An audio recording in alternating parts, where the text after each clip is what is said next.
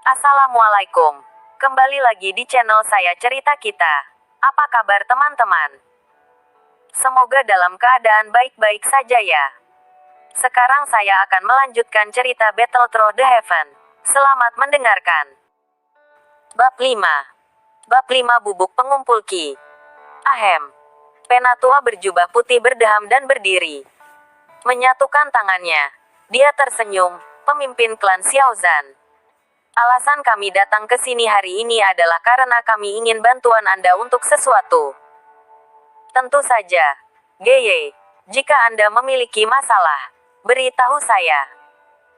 Jika saya dapat membantu Anda menyelesaikannya, maka saya pasti tidak akan berani mengatakan tidak. Untuk penatua yang berkunjung, Xiaozan tidak menolak, tetapi karena dia tidak tahu apa permintaan itu, dia juga tidak membuat janji apapun. Hehe, pemimpin Xiao, apakah kamu kenal dia? Geye tersenyum ringan dan menunjuk gadis di sebelahnya. Maafkan aku. Gadis ini. Xiaozan memandangi gadis itu dan dengan canggung menggelengkan kepalanya. Ketika Nalan Yanran menjadi murid Yunjun, dia baru berusia 8 tahun. Setelah belajar di Faction of Mystic Clouds selama 5 tahun, dia telah banyak berubah. Sebelumnya dia hanya anak-anak, tetapi sekarang dia adalah remaja yang sedang mekar. Namanya Yanalan. Paman Xiao, saya sudah lama tidak datang untuk memberikan penghormatan. Ini salah saya bahwa Anda tidak mengenali saya. Nalan Yanran berkata dengan manis. Hehe, Yanran, aku dengar kamu sudah menjadi murid di bawah Yunjun. Pada waktu itu, saya pikir itu hanya rumor yang tidak berdasar. Tetapi sekarang saya menyadari bahwa itu sebenarnya benar. Bakat luar biasa yang harus Anda miliki, Xiaozan memuji. Itu hanya keberuntungan. Sambil tersenyum ringan, Nalan Yanran mulai merasa tidak nyaman dan dengan ringan menarik jubah Geye dengan tangannya di bawah meja.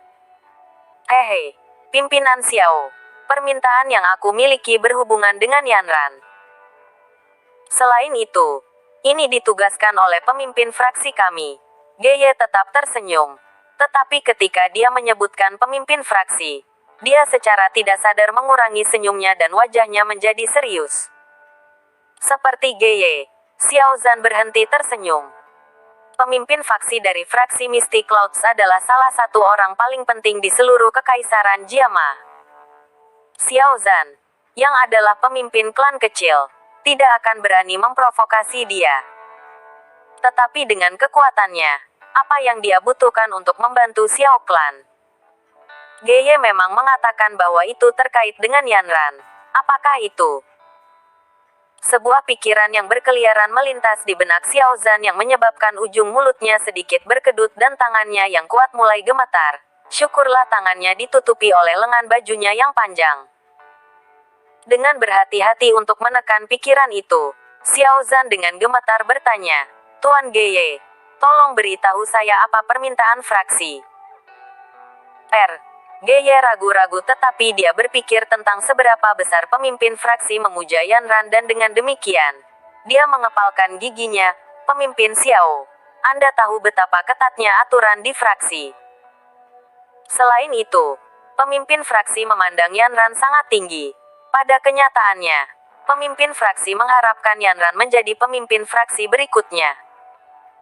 Namun, karena aturan khusus, pemimpin faksi di masa depan tidak dapat memiliki hubungan dengan laki-laki lain sebelum mereka menjadi pemimpin faksi resmi. Sambil menghela nafas, Geye melanjutkan, ketika pemimpin fraksi kami bertanya kepada Yanran tentang hal itu, ia menyadari bahwa Yanran dan klan Xiao memiliki proposal pernikahan.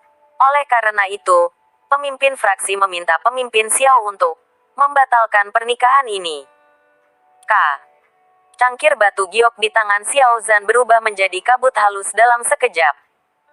Di aula utama, semua orang diam. 3 tetua klan terkejut dengan kata-kata Geye, tetapi segera setelah itu, para tetua melirik Xiaozan dengan gembira dan ejekan. Hehe, bagaimana kamu akan menanggapi ini? 3 tetua berpikir jahat. Beberapa anak yang lebih muda tidak tahu tentang pernikahan antara Xiao Yan dan Nalan Yanran. Tetapi setelah bertanya kepada orang tua mereka tentang hal itu, wajah mereka menjadi cerah. Pandangan mereka ke arah Xiao Yan penuh dengan cemoohan dan kebencian. Melihat wajah gelap Xiao Zhan, Nalan Yanran menunduk dan meremas jari-jarinya. Pemimpin Xiao, aku tahu bahwa permintaan ini sedikit di atas. Tetapi karena pemimpin fraksi memintanya, tolong batalkan pernikahan. Tanpa berdaya membiarkan napas, Geye dengan ringan berbisik kepada Xiao Zhan. Tangan Xiao Zhan meringkuk.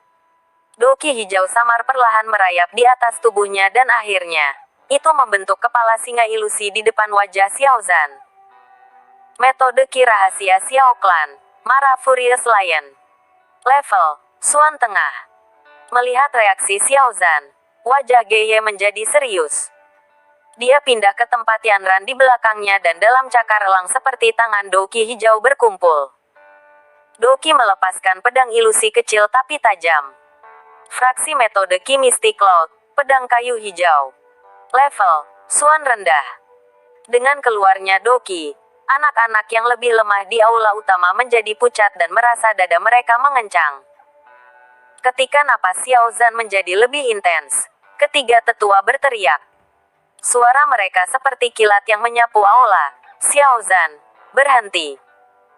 Jangan lupa, kamu adalah pemimpin klan Xiao Clan.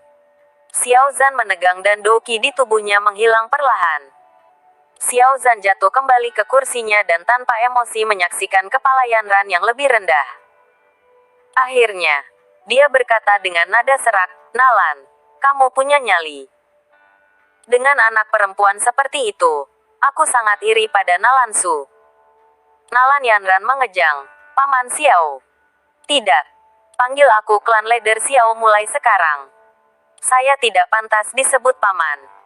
Anda adalah pemimpin faksi masa depan dari fraksi Mystic Clouds. Di masa depan, Anda mungkin salah satu orang terpenting di daratan Doki. Xiao Yan saya hanya memiliki bakat sederhana. Dia tidak pantas Anda. Terima kasih pemimpin klan Xiao. Mendengar kata-kata Xiao Zhan, wajah Geye cerah. Dengan meminta maaf, ia berkata, pemimpin klan Xiao. Pemimpin faksi memahami bahwa permintaan hari ini cukup tidak sopan. Karena itu, dia meminta saya untuk membawa sesuatu. Tolong terima itu sebagai permintaan maaf dari pemimpin fraksi kami. Geye menyentuh cincin di tangannya dan tiba-tiba kotak batu giok yang benar-benar hijau muncul di tangannya. Dengan hati-hati membuka kotak itu, sebuah aroma menyapu seluruh aula utama. Siapapun yang menciumnya merasa santai. Keingintahuan ketiga tetua mendapatkan lebih baik dari mereka dan mereka menusuk kepala mereka untuk melihat isi kotak, Ki Gathering Powder. Bab 6. Bab 6 Alkemis. Di dalam kotak giok, sebuah pil hijau, seukuran mata naga, diletakkan dengan tenang. Aroma menyegarkan yang telah menyebar ke seluruh aula berasal dari pil. Di Doki Mainland, untuk menjadi Doze, seseorang harus bisa mengompres Ki di dalam tubuh sendiri ke Siklon Ki. Tetapi proses mengompresi Ki menjadi Siklon Ki memiliki tingkat kegagalan yang sangat tinggi. Setelah gagal, 9 duan Ki seseorang akan jatuh kembali ke 8 duan. Beberapa orang yang tidak beruntung perlu mengompres Ki mereka 10 kali atau lebih sebelum mereka berhasil melakukannya. Tetapi dengan membuang begitu banyak waktu pada kompresi Ki, orang akan kehilangan waktu terbaik untuk berlatih Ki dan dengan demikian menghancurkan masa depan mereka. Ki Gathering Power.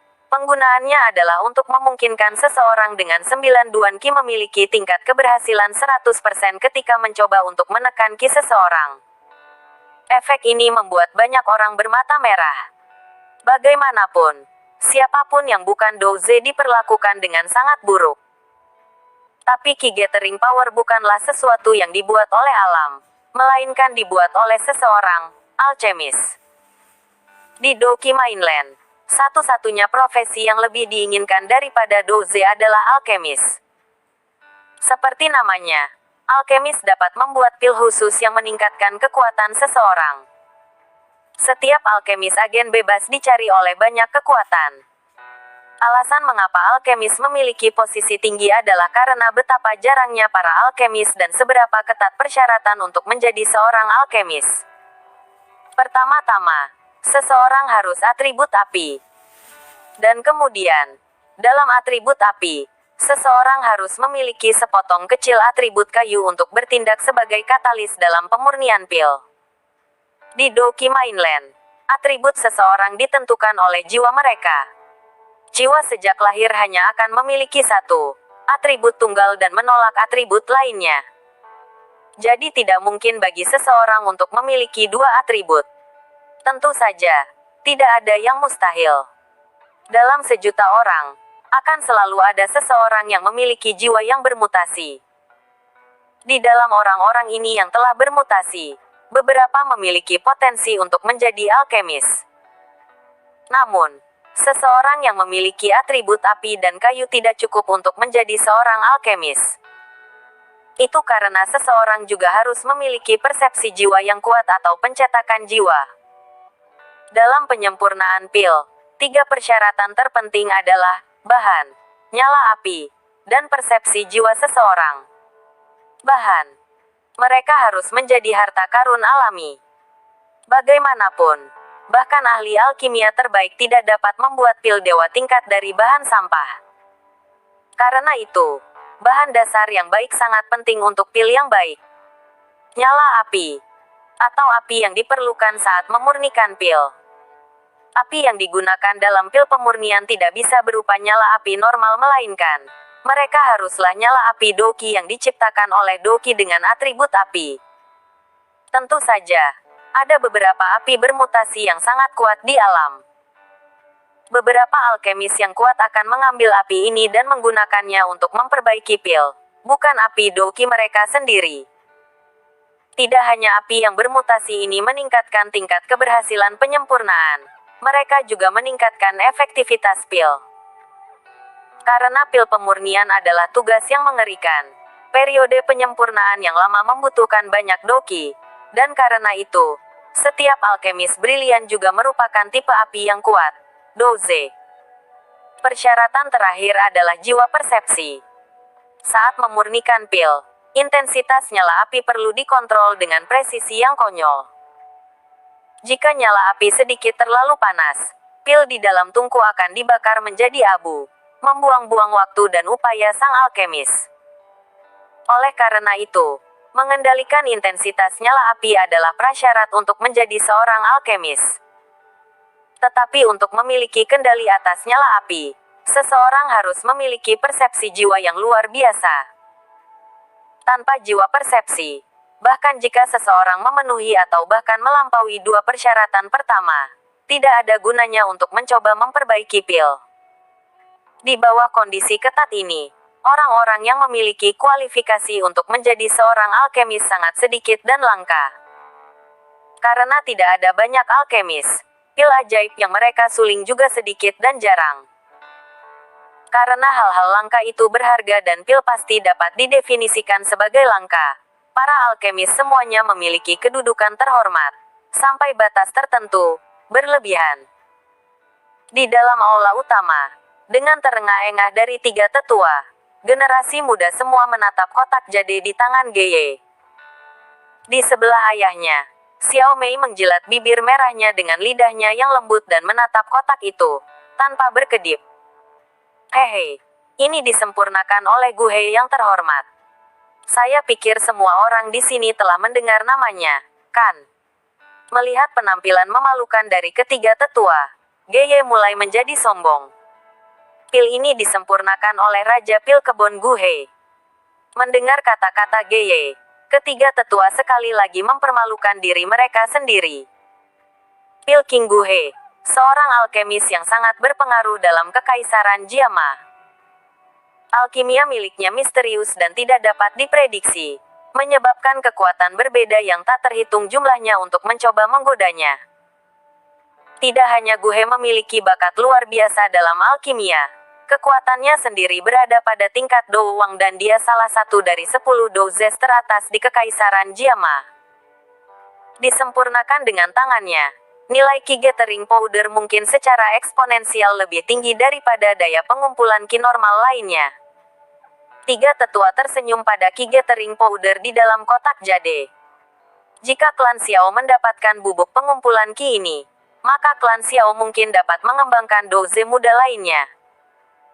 Tepat ketika ketiga tetua itu berpikir tentang cara mendapatkan pil untuk cucu mereka sendiri, sebuah suara muda dipenuhi dengan kemarahan bergema di aula utama.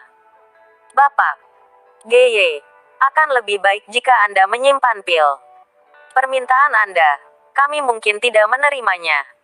Aula utama terdiam dan tatapan semua orang beralih ke wajah Xiao Yan yang lembut di sudut. Xiao Yan, kamu tidak punya hak untuk mengatakan apapun sekarang. Diam. Salah satu wajah sesepuh menjadi gelap saat dia berteriak pada Xiao Yan. Xiao Yao, diamlah.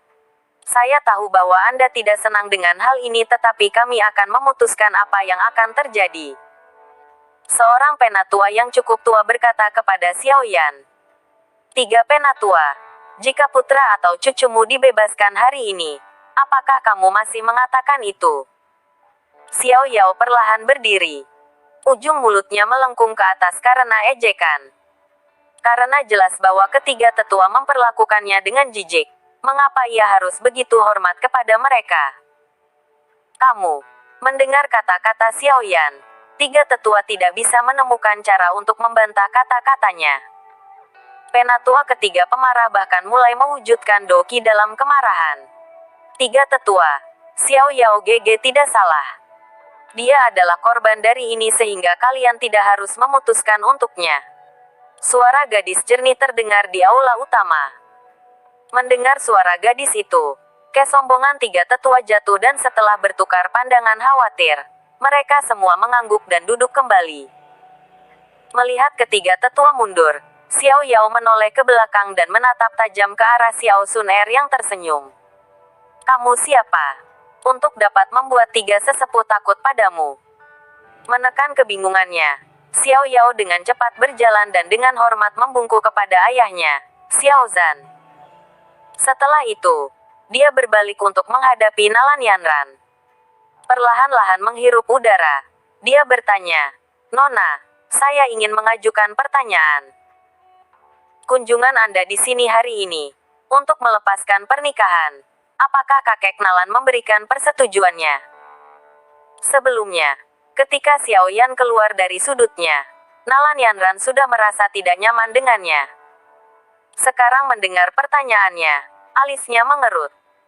Orang ini, pada awalnya saya pikir dia cukup baik, tetapi dia sebenarnya sangat tidak tahu malu. Apakah dia tidak tahu perbedaan antara kami berdua? Mengkritik Xiao Yan dalam benaknya. Nalan Yanran tidak pernah mempertimbangkan bagaimana melepaskan pernikahan akan membuat Xiao Yan dan ayahnya berada dalam situasi yang canggung dan menyebalkan. Berdiri dan menatap suami yang seharusnya adalah miliknya, Nalan Yanran berkata, kakek tidak memberikan persetujuannya. Tapi, ini masalah saya sendiri dan tidak ada hubungannya dengan dia. Karena kakek tidak mengatakan apa-apa maka aku harap kamu akan memaafkan ayahku karena tidak menerima permintaanmu. Pernikahan kami ditetapkan oleh dua kakek kami dan karena tidak ada dari mereka yang mengatakan untuk melepaskan pernikahan, maka pernikahan ini akan berlanjut. Atau yang lain, orang-orang yang mencoba untuk melepaskan pernikahan akan tidak menghormati leluhur mereka. Saya pikir bahwa dalam klan kami, tidak ada orang yang akan melakukan hal yang tidak terhormat. Xiao Yan memiringkan kepalanya dan menatap lurus ketiga tua-tua. Menggunakan gelar yang tidak terhormat, Xiao Yan memaksa para tetua untuk diam. Dalam klan yang ketat, melakukan sesuatu yang menghujat seperti melecehkan leluhur seseorang sudah cukup bagi mereka untuk kehilangan tempat mereka sebagai penatua klan. Kamu, setelah ditolak oleh Xiao Yan, Nalan Yanran tidak dapat menemukan argumen untuk membalas klaim Xiao Yan. Wajahnya menjadi pucat dan kakinya terinjak-injak. Sifat puterinya menjadi jelas. Melihat pria muda itu dengan jijik, dia dengan jengkel mengatakan, dalam kondisi apa Anda akan melepaskan pernikahan? Apakah reparasi terlalu sedikit? Baiklah. Saya bisa meminta guru saya untuk memberi Anda 3 key gathering powder lagi. Selain itu, jika Anda mau, saya bisa membiarkan Anda bergabung dengan Faction of Mystic Clouds dan mempelajari metode pelatihan Doki yang mendalam.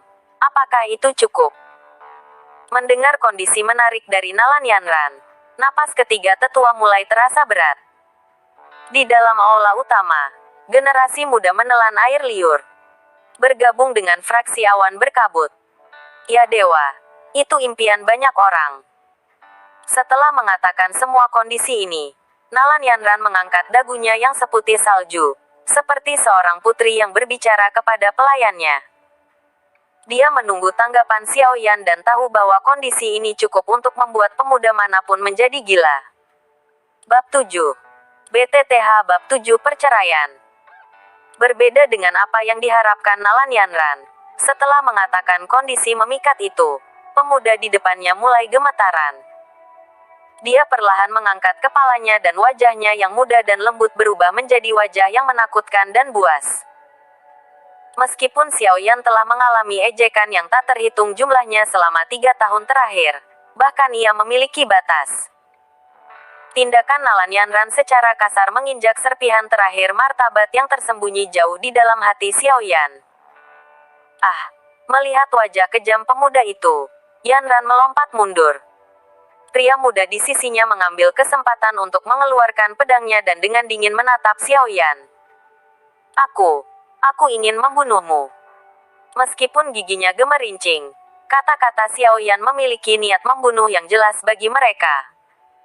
Tangannya melengkung menjadi kepalan tangan dan di dalam pupil hitamnya, nyala api membakar. Yan kamu bersikap kasar. Di bagian atas aula, Xiao Zhan terkejut dengan reaksi Xiao Yan dan buru-buru menenangkan Xiao Yan. Klan Xiao saat ini tidak akan berani berada di sisi yang salah dari Faction of Mystic Clouds. Meskipun tinjunya semakin kencang, Xiao Yan menunduk. Beberapa saat kemudian, dia dengan ringan mengangkat kepalanya. Perbedaannya adalah bahwa wajah ganas yang dia tunjukkan sebelumnya telah sepenuhnya digantikan oleh wajah yang tenang dan tenang. Dalam 3 tahun terakhir, Xiao Yan telah mengalami banyak diskriminasi dan ejekan. Akibatnya, Xiao Yan sekarang lebih dewasa daripada sebelumnya. Mungkin keuntungan terbesarnya dari 3 tahun terakhir adalah dia belajar mengendalikan emosinya. Melihat pemuda yang sama sekali berbeda, Geye dan Nalan Yanran tiba-tiba merasa kedinginan. Anak ini, jika dia tetap tidak berguna maka itu bukan masalah besar. Tapi jika dia mendapatkan kekuatan, maka dia pasti akan menjadi kekuatan berbahaya yang harus diperhitungkan. Geye berpikir sungguh-sungguh. Xiao Yan, meskipun aku tidak tahu mengapa tindakanku membuatmu marah sejauh ini, tapi kamu masih harus melepaskan pernikahan. Perlahan-lahan menghela nafas, Nalan Yanran mendorong ketakutannya dan mengeraskan wajahnya. Ingat, kunjungan saya ke klan Xiao diizinkan oleh guruku, pemimpin faksi dari Faction of Mystic Clouds. Mengucap bibirnya, kata Nalan Yanran, dengan sedikit tanda ketidakberdayaan. Anda dapat memahami bahwa kunjungan saya hari ini sebagian merupakan paksaan. Tetapi Anda harus memahami bahwa kenyataan itu keras dan tidak ada yang adil. Meskipun itu tidak berarti banyak, Anda harus memahami perbedaan di antara kami. Kami tidak memiliki harapan untuk bersama. Mendengar pernyataan absolut dari gadis itu, mulut Xiao Yan melengkung menyeringai. Nyonya Nalan, Anda harus mengerti. Di daratan Doki, seorang wanita yang akan kembali ke pernikahannya akan mempermalukan pihak lawan di depan semua orang. Aku tidak benar-benar peduli akan dipermalukan. Tetapi ayahku, dia adalah pemimpin klan. Jika kami menerima permintaan Anda hari ini, lalu bagaimana Anda mengharapkannya untuk memerintah atas klan Xiao? Bagaimana klan Xiao mempertahankan pijakan di Wutan City? Melihat pemuda yang geram itu, alis Nalan Yanran berkerut. Dia mengintip Xiao Zhan di ujung lorong. Dia tampak seperti baru saja menua. Melihat itu, Dia merasa sedikit menyesal atas tindakannya dan menggigit bibirnya. Setelah merenung sejenak, matanya menyala. Dia berbisik, permintaan hari ini sedikit gegabah di pihak saya. Jadi, hari ini, untuk sementara saya akan mengambil kembali permintaan saya untuk melepaskan pernikahan saya. Tapi, kau harus berjanji padaku sesuatu. Janji apa? Aku bisa menunda permintaan hari ini selama 3 tahun. 3 tahun dari sekarang, kamu akan datang ke Faction of Mystic Clouds dan menantangku. Jika saya menang maka saya akan melepaskan pernikahan di depan semua orang dan pada saat itu, Anda akan melakukan ritual kedewasaan klan Anda sehingga bahkan jika Anda kalah, Anda tidak akan memengaruhi ayah Anda Xiao Zhan atau klan Xiao. Apakah kamu menerima? Hehe. Saat aku kalah, itu tidak akan memengaruhi nama ayahku. Tapi mungkin sepanjang hidupku, aku akan menanggung malu karena kalah. Wanita ini terlalu kejam. Xiao Yan merasa tak berdaya. Dia marah tetapi dia tidak bisa menemukan sumber untuk melampiaskannya. Nyonya Nalan, tidak seperti kamu tidak tahu kondisi Yaner. Bagaimana Anda mengharapkannya untuk menantang Anda? Menghina dia seperti ini, apakah itu menyenangkan untukmu? Xiao Zhan memukul meja dan dengan marah berdiri. Xiao Zhan susu, saat melepaskan pernikahan, harus ada seseorang yang memikul tanggung jawab itu. Jika bukan karena Anda, saya akan merilis pernikahan hari ini. Setelah itu, saya akan mengumumkannya kepada publik. Setelah diblokir beberapa waktu, Nalan Yanran juga menjadi marah dan dengan dingin berteriak pada Xiao Yan, karena Anda tidak ingin melukai nama Xiao Zhan Susu, maka terima tantangan. 3 tahun atau sekarang, akankah Anda memilih yang pertama atau yang lebih baru? Nalan Yanran, Anda tidak perlu bertindak semua tinggi dan perkasa. Alasan dibalik Anda melepaskan perkawinan ini adalah karena Anda tidak berpikir bahwa saya, Xiao Yan, seorang yang hampir lumpuh, cocok dengan Anda, seorang jenius. Maafkan saya karena telah menjelaskan semuanya dengan jelas. Selain kecantikan Anda, saya tidak peduli tentang hal lain milik Anda. Faksi Mystic Clouds sangat kuat, aku akui itu. Tapi saya masih muda. Saya punya banyak waktu. Ketika saya berusia 12 tahun, saya adalah seorang doze, tetapi Anda, Nalan Yanran, ketika Anda berusia 12 tahun, berapa banyak Duan Qi yang Anda miliki? Anda benar, saya mungkin lumpuh sekarang, tetapi karena saya menciptakan mukjizat 3 tahun yang lalu, mengapa Anda berpikir bahwa saya tidak dapat mengulangi mukjizat seperti itu di masa depan? Mengapa Anda berpikir bahwa saya tidak bisa menjadi jenius seperti dulu? Menghadapi sikap agresif, Xiao Yan akhirnya meletus seperti gunung berapi. Wajahnya menjadi sangat serius dan kata-katanya mengejutkan semua orang di aula utama. Siapa yang menyangka pemuda yang pendiam itu memiliki lidah yang tajam? Mulut Nalan berkedut. Meskipun dia sangat marah pada Xiao Yan, dia tidak bisa menemukan kata-kata untuk membantah pernyataannya. Kata-kata Xiao Yan adalah kebenaran. Meskipun sekarang dia lumpuh, dia adalah doze ketika dia berumur 12 tahun. Tapi Nalan Yanran hanya 8 Duan Qi pada waktu itu. Lady Nalan, karena kakek Nalan, aku akan memberimu saran. 30 tahun ke timur, 30 tahun ke barat. Jangan berani-berani menggertak saya karena saya miskin sekarang. Kata-kata sulit Xiao Yan membuat Nalan menegang. Iya nih. Perkataan yang bagus. Jangan berani-berani menggertak saya karena saya miskin sekarang. Putraku tidak mungkin menjadi orang biasa. Di ujung lorong, mata Xiao Zhan menyala dengan kuat dan telapak tangannya yang keras menghantam meja, menyebabkan teh berhamburan kemana-mana. Mengepalkan giginya dan menatap pemuda yang menyeringai di depannya, Nalan menjadi sangat marah sehingga kepalanya mulai merasa pusing. Nalan Yanran telah dimanjakan sejak lahir dan tidak pernah dipermalukan oleh seseorang yang seumuran dengannya. Suara kekanak-kanakannya menanjak lagi. Apa dasar Anda untuk mempermalukan saya? Bahkan jika bakat Anda sebelumnya tidak tertandingi oleh siapapun, Anda lumpuh sekarang. Oke, saya, Nalan Yanran, akan menunggu hari Anda melampaui saya. Rilis hari ini, saya tidak akan menyebutkannya lagi. Tetapi 3 tahun dari sekarang, saya akan menunggu Anda di Faction of Mystic Clouds. Jika Anda punya nyali, tunjukkan kepada saya bagaimana Anda telah mengubah situasi Anda. Jika kau mengalahkanku, maka aku, Nalan Yanran, akan menjadi budakmu selama sisa hidupku. Tentu saja, jika kamu masih lumpuh 3 tahun kemudian, kamu lebih baik menyiapkan kontrak untuk melepaskan pernikahan kita.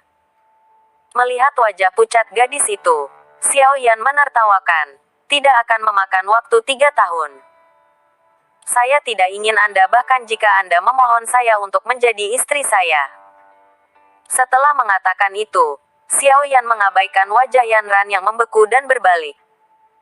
Dengan cepat berjalan maju ke meja, dia mengeluarkan kertas dan mulai menulis. Tinta perlahan-lahan jatuh ke atas kertas, dan akhirnya, penanya berhenti bergerak. Tiba-tiba, tangan kanan Xiao Yan meraih pedang pendek di atas meja dan mengarahkan pisau tajam ke tangan kirinya. Begitu menyiapkan pedang, dia dengan kuat mengambil darah dari tangan kirinya. Tangannya yang berlumuran darah menekan kertas putih, meninggalkan bekas merah yang mencolok. Dengan ringan mengambil kontrak, Xiao Yan tertawa, tawa kemenangan. Ketika dia berjalan melewati Yanran, dia menghancurkan kontrak di atas meja. Jangan berani-beraninya aku, Xiao Yan, memikirkan istri jenius. Kontrak ini bukan kontrak untuk melepaskan perkawinan melainkan aku menceraikanmu dari klan Xiao. Mulai sekarang, Anda, Nalan Yanran, tidak memiliki hubungan dengan klan Xiao. Kamu berani menceraikan aku. Melihat kontrak berdarah di atas meja, mata Nalan Yanran terbuka lebar karena tak percaya. Dengan kecantikan, bakat, dan latar belakangnya, telah diceraikan oleh klan kecil yang cacat. Pergantian peristiwa yang tiba-tiba ini membuatnya berpikir bahwa ia sedang bermimpi. Dengan dingin melihat ekspresi Nalan Yanran yang tercengang, Xiao Yan berbalik dan berlutut di depan Xiao Zhan. Dia memberikan kowtow yang berat, menggigit bibirnya, dan tidak mengatakan apa-apa. Meskipun Xiao Yan sebenarnya menceraikan Nalan Yanran, ketika peristiwa itu menyebar, orang lain mungkin tidak berpikir bahwa itu adalah kebenaran. Mereka, yang tidak tahu apa yang terjadi, akan berpikir bahwa Nalan Yanran menggunakan latar belakang kejamnya untuk memaksa klan Xiao untuk melepaskan pernikahan. Lagi pula, dengan kecantikan, bakat, dan latar belakang Yanran, orang cacat dari klan Xiao tidak akan pernah bisa menandinginya. Tidak ada yang akan berpikir bahwa Xiao Yan memiliki keberanian untuk menceraikan pemimpin faksi masa depan dari fraksi Mystic Clouds. Karena itu, menjadi ayah Xiao Yan, Xiao Zhan mungkin harus menanggung ejekan yang tak ada habisnya. Melihat Xiao Yan yang berlutut dan memahami perasaan bersalah yang dialami putranya, Xiao Zhan tersenyum tak berdaya. Saya percaya bahwa anak saya tidak akan tetap lumpuh selamanya. Gosip tidak akan bertahan ketika fakta-fakta sulit keluar di masa depan. Ayah, 3 tahun dari sekarang, aku akan pergi ke Faction of Mystic Clouds dan menebus rasa malu hari ini. Dengan mata yang sedikit basah, Xiao Yan melakukan kowtow yang berat lagi dan berdiri. Tanpa ragu, Xiao Yan berjalan menuju pintu aula utama. Ketika dia melewati Nalan Yanran, Xiao Yan berhenti sejenak dan mengeluarkan kata-kata dingin dari mulut mudanya. 3 tahun dari sekarang, aku akan menemukanmu. Bayangan pemuda itu, di bawah matahari yang bersinar, membentang sangat jauh. Melihatnya, rasanya sangat sepi. Mulut kecil Nalan Yanran terbuka tetapi tidak ada suara keluar. Dia menatap punggung Xiao Ya yang menghilang dan kontrak di tangannya terasa seberat gunung. Ahem, karena tujuanmu telah tercapai, silakan pergi sekarang. Melihat pemuda yang surut, Meskipun wajah Xiao Zhan tanpa ekspresi, tangan di lengan bajunya melengkung begitu erat sehingga jari-jari menjadi pucat pasi. Xiao Susu, aku minta maaf untuk acara hari ini. Jika Anda punya waktu di masa depan, pastikan untuk datang mengunjungi klan Nalan. Sedikit membungkuk pada Xiao Zhan yang tenang, Nalan juga tidak ingin tinggal. Dia dengan cepat berdiri dan pergi ke pintu aula utama. Di belakangnya, Geye dan pemuda tampan itu dengan cepat mengikutinya. Ambil Ki Gathering Powder. Melambaikan tangannya, Xiao Zhan melemparkan kotak giok ke atas meja pada mereka. Geye dengan cepat menangkap kotak yang jatuh dan dengan pahit tersenyum sambil menempatkan kotak itu di dalam cincinnya. Lady Nalan, semoga kamu tidak akan menyesali tindakanmu hari ini. Dan juga, jangan berasumsi bahwa dengan Faction of Mystic Clouds di belakang Anda dapat melakukan apapun yang Anda inginkan. Ada banyak orang yang lebih kuat dari Yun Yun. Ketika Nalan Yanran hendak keluar dari pintu, suara dingin seorang gadis terdengar di dalam aula. Langkah-langkah dari ketiganya berhenti dan mereka melirik ke sudut tempat suara itu berasal. Menemukan seorang gadis berpakaian ungu perlahan membuka buku. Sinar matahari menyinari jendela di sebelahnya dan melilit gadis itu dengan sempurna. Dari kejauhan, dia tampak seperti lotus ungu surgawi yang mekar, bersih dan anggun, seolah-olah dia berasal dari surga. Seolah-olah dia merasakan pandangan dari ketiganya. Gadis itu mengangkat kepalanya dari buku tua itu dan di musim gugur seperti mata miliknya. Garis tipis nyala api keemasan mengintip keluar. Melihat api tipis di mata gadis itu, Geye segera menegang dan ekspresi ketakutan melintasi wajahnya yang keriput. Tangannya yang keriput segera meraih Nalan Yanran dan pemuda yang bingung dan dia melarikan diri dari aula utama seolah dia takut akan nyawanya. Melihat tindakan Geye, kecuali beberapa orang, yang lain semua memiliki ekspresi kebingungan. Bab 8. Bab 8 Penatua Misterius. Tanpa perasaan meninggalkan aula utama, Xiao Yan yang frustrasi mengikuti rutinitas hariannya dan perlahan-lahan naik ke puncak gunung di belakang bangunan klan. Duduk di puncak gunung, Xiao Yan dengan tenang menyaksikan puncak gunung yang curam jauh diselimuti kabut. Di sana, di dalam kabut, ada pegunungan sihir bis yang terkenal di Kekaisaran Jiama. Hehe, kekuatan di dunia ini, tanpa kekuatan, kau bahkan tidak berharga sedikit pun. Setidaknya, tidak ada yang mencoba menginjak kotoran. Dengan pundak melambai naik turun, suara lembut lelaki muda yang mengejek diri itu bergema di puncak gunung, mengisi udara dengan kesedihan. Sambil menarik rambutnya, Xiao Yan menggigit bibirnya, membiarkan rasa berdarah itu menyebar di mulutnya. Meskipun dia tidak membiarkan emosinya menimpanya di aula utama, kata-kata Nalan Yanran menusuk hatinya seperti pisau. Aku tidak akan pernah dihina seperti ini lagi. Membuka tangan kirinya, yang masih memiliki bekas luka berdarah dari peristiwa hari itu, suara Xiao Yan serak tapi tegas. Hehe, nak, sepertinya kamu butuh bantuan. Tepat ketika Xiao Yan berjanji sumpahnya, tawa aneh dan aneh memasuki telinganya. Wajah Xiao Yan berubah dan dia segera berbalik. Dengan tatapan seperti elang, dia mengamati sekelilingnya tetapi bahkan tidak menemukan bayangan. Hehe, berhentilah mencari. Aku ada di tanganmu. Tepat ketika Xiao Yan berpikir bahwa dia berhalusinasi, tawa aneh itu tanpa tujuan terdengar lagi. Mata Xiao Yan berkontraksi dan tatapannya jatuh di cincin hitam tangan kanannya. Kamu sedang berbicara. Bertahan jantungnya berdebar, Xiao Yan mencoba untuk menjaga suaranya tenang. Nak, kau cukup tenang. Tidak takut tanpa kepedulian. Dari cincin itu, suara mengejek terdengar. Kamu siapa? Kenapa kamu ada di ring saya? Apa yang coba dilakukan? Setelah menenangkan diri, Xiao Yan mengajukan pertanyaan-pertanyaan penting. Siapa saya? Anda tidak perlu tahu. Saya tidak akan membahayakan Anda. Hahaha. Setelah bertahun-tahun, saya akhirnya menemukan seseorang dengan jiwa yang cukup kuat. Keberuntungan apa? Hehe, aku harus berterima kasih atas persembahanmu selama 3 tahun terakhir. Kalau tidak aku mungkin masih tidur. Persembahan. Xiao Yan mengedipkan matanya dengan bingung. Setelah beberapa saat, wajahnya menjadi gelap dan kata-kata dingin melompat keluar dari giginya dengan susah payah. Doki saya menghilang. Anda melakukan itu. Hehe, aku harus melakukan itu. Nak, jangan marah padaku. Kamu bajingan. Xiao Yan yang biasanya tenang dan tenang menjadi marah seperti orang gila. Wajah kecilnya dipenuhi dengan kebiadaban.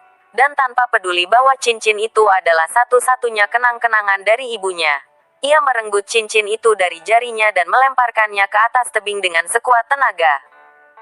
Saat cincin itu meninggalkan tangannya, pikiran Xiao Yan akhirnya jernih.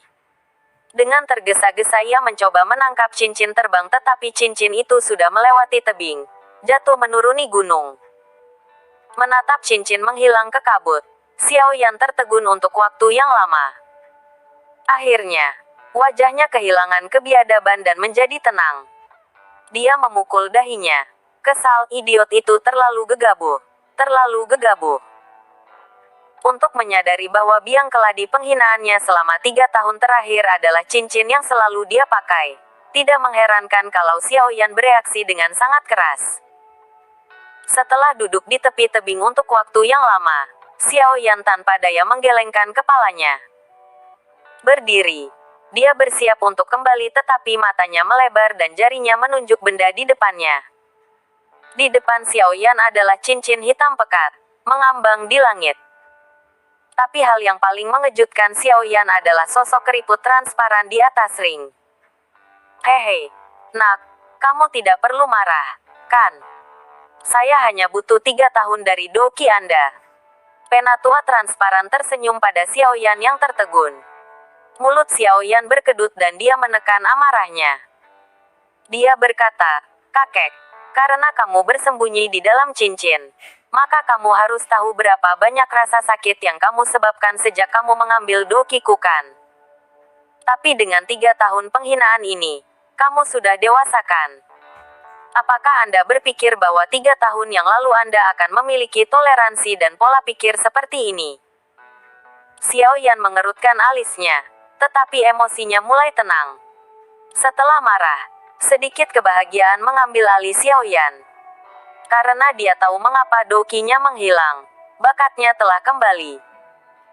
Berpikir tentang kesempatan untuk melepaskan gelar pincang yang tak terhitung jumlahnya telah dipakainya, Xiao Yan merasa seolah-olah dia telah dilahirkan kembali. Penatua yang menjijikkan di depannya tidak tampak menyebalkan seperti sebelumnya. Beberapa hal, setelah menghilang, akan membuat orang mulai menghargai nilainya. Setelah kehilangan dan mendapatkannya kembali, orang akan lebih menghargainya.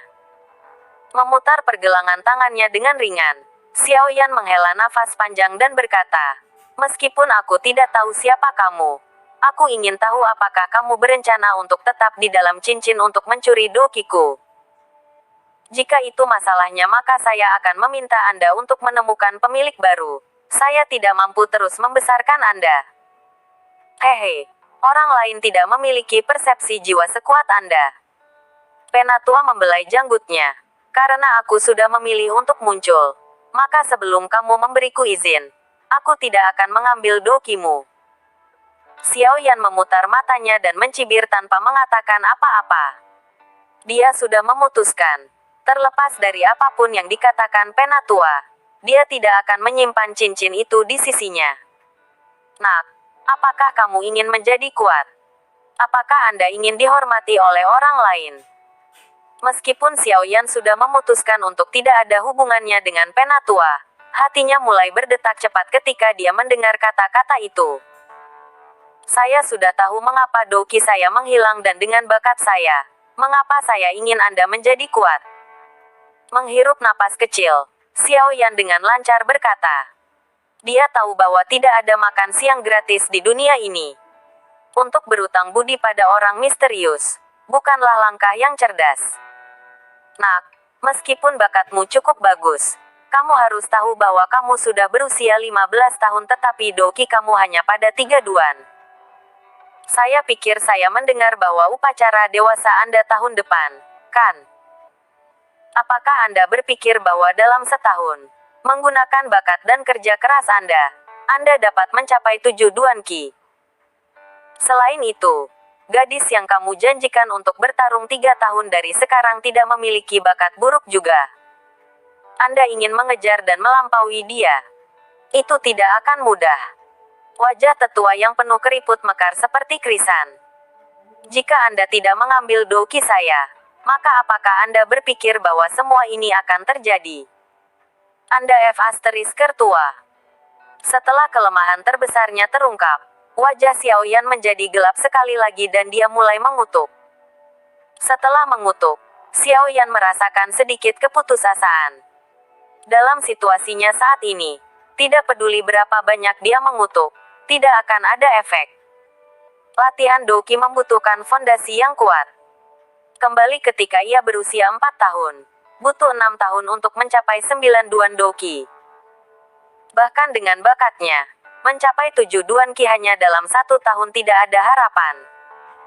Menghela nafas tertekan, Xiaoyan melirik ke arah penatua yang sok itu.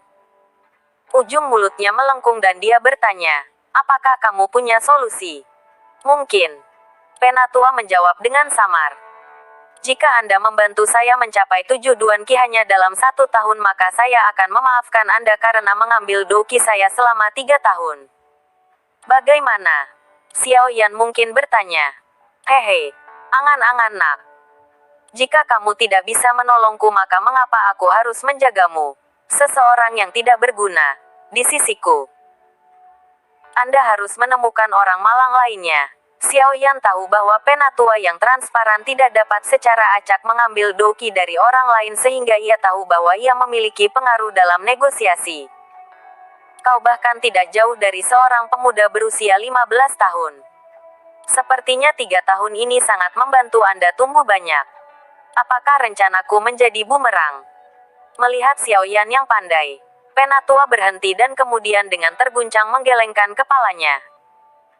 Xiaoyan mengangkat bahu dan dengan ringan berkata, jika kamu ingin aku menjaga kamu di sisiku maka kamu setidaknya harus memiliki beberapa ketulusan kan? Sungguh anak yang mulutnya tajam. Baiklah, baiklah. Setelah semua, saya butuh bantuan Anda. Tanpa pilihan lain, penatua itu mengangguk dan perlahan-lahan jatuh ke tanah. Setelah memeriksa Xiaoyan sebentar, senyum berbahaya menyebar di wajahnya. Tetapi begitu itu muncul, ia pergi dan sesepuh berpikir sejenak sebelum tidak mau bertanya, apakah Anda ingin menjadi seorang alkemis?